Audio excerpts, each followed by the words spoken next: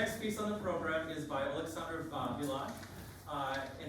He was one of Ukraine's most beloved composers, celebrated for his operas, film scores, and hundreds of songs that became enduring popular classics. Drawing inspiration from Ukrainian folklore, his music combined heartfelt lyricism with a distinctly national voice. Vilash was named People's Artist for the USSR and remains a cherished figure in Ukraine's cultural history.